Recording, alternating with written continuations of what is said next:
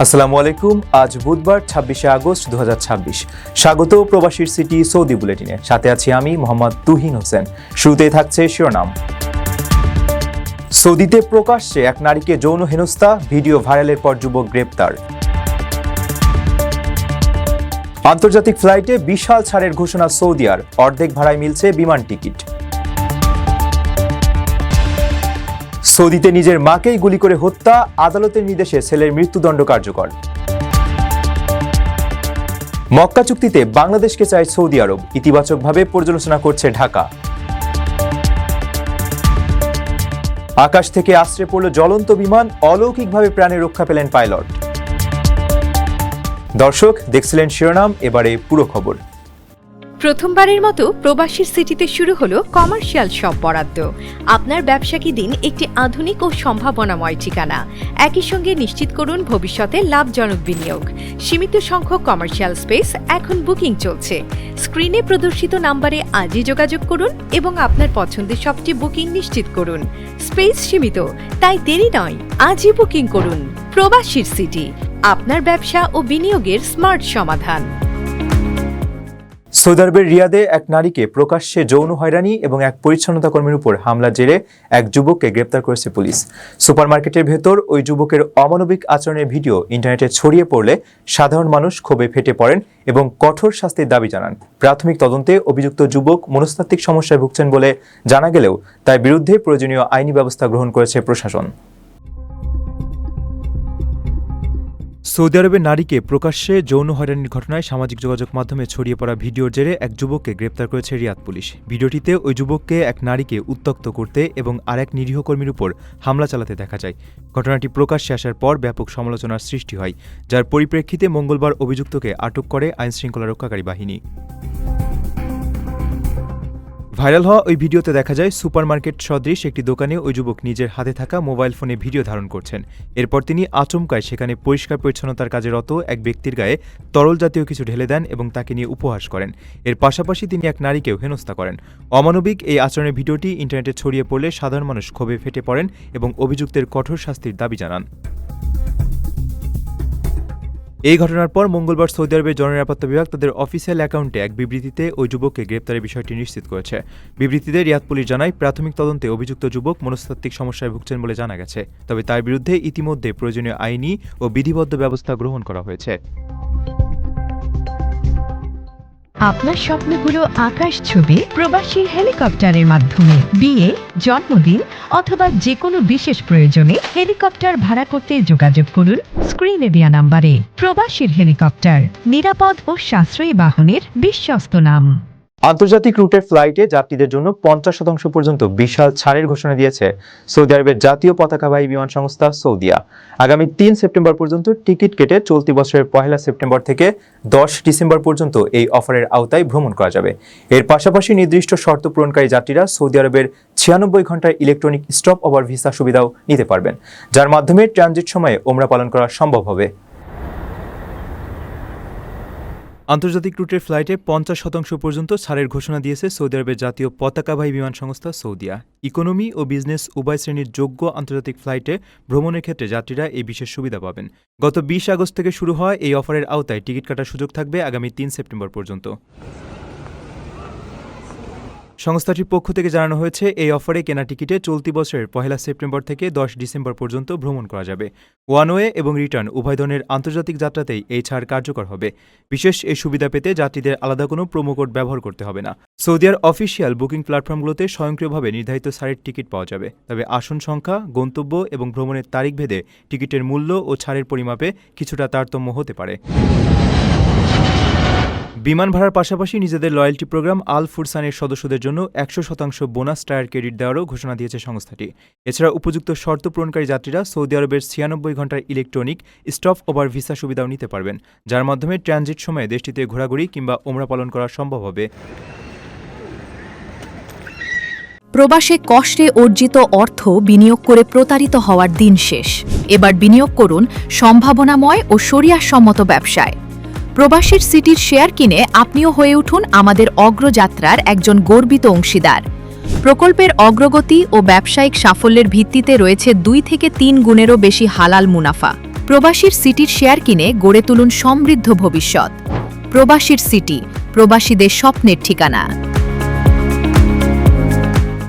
Saudi আরবের পূর্বাঞ্চলীয় প্রদেশে নিজ মাকে গুলি করে হত্যার দায়ে এক ব্যক্তির মৃত্যুদণ্ড কার্যকর করেছে দেশটির সরকার।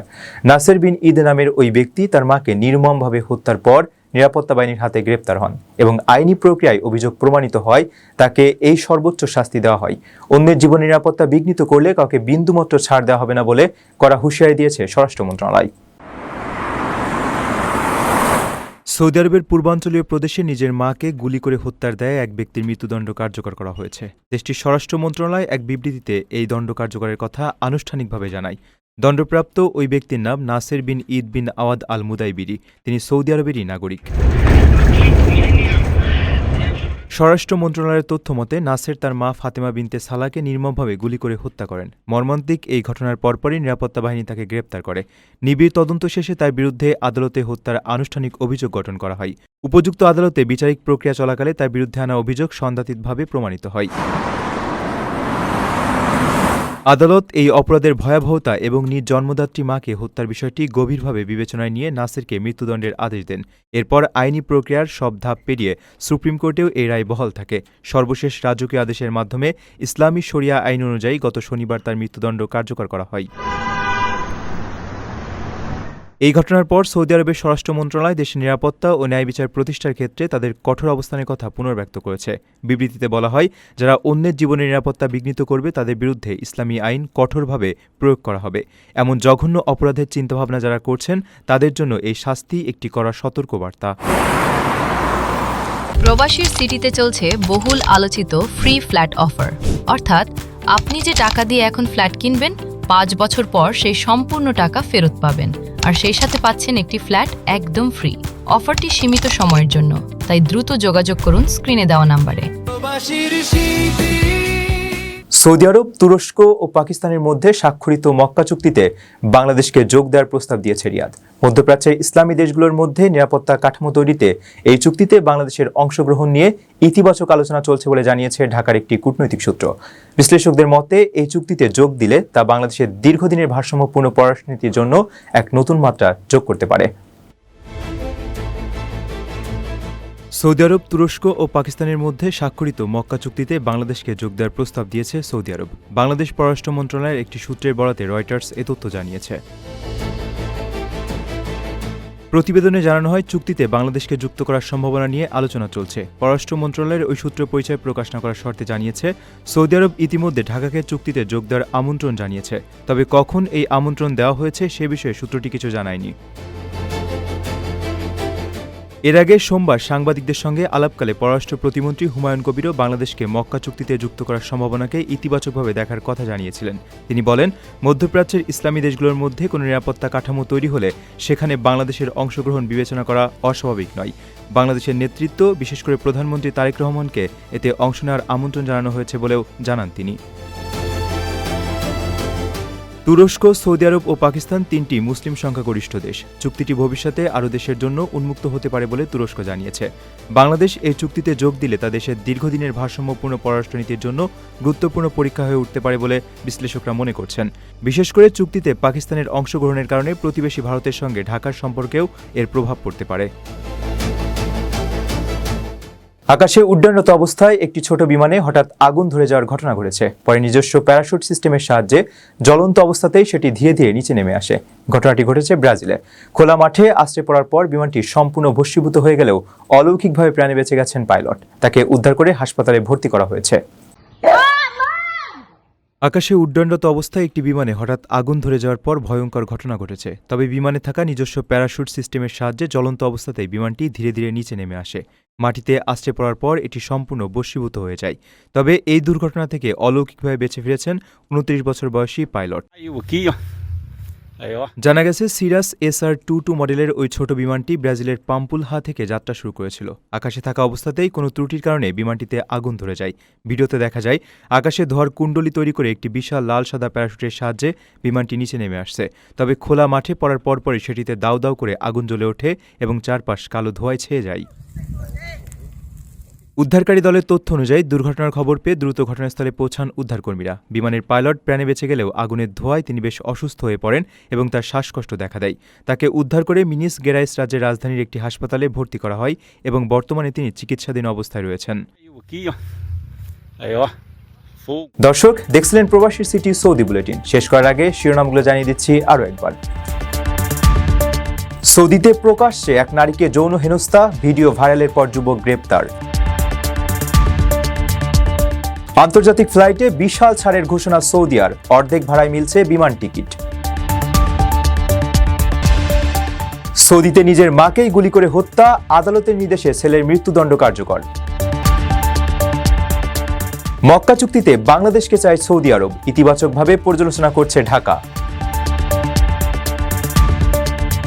আকাশ থেকে আছড়ে পড়ল জ্বলন্ত বিমান, অলৌকিকভাবে প্রাণে রক্ষা পেলেন পাইলট। এই ছিল সৌদি বুলেটিনের আজকের আয়োজনে। প্রবাসের সর্বশেষ সংবাদ পেতে ভিজিট করুন probastime.com। সাবস্ক্রাইব করুন আমাদের ইউটিউব চ্যানেল এবং চোখ রাখুন ফেসবুক পেজে। পরবর্তী বুলেটিন দেখার আমন্ত্রণ জানিয়ে আজকের মতো বিদায় নিচ্ছি। আমি মোহাম্মদ তুহিন হোসেন। সেই পর্যন্ত সবাই ভালো থাকবেন এবং নিরাপদে থাকবেন। আল্লাহ হাফেজ।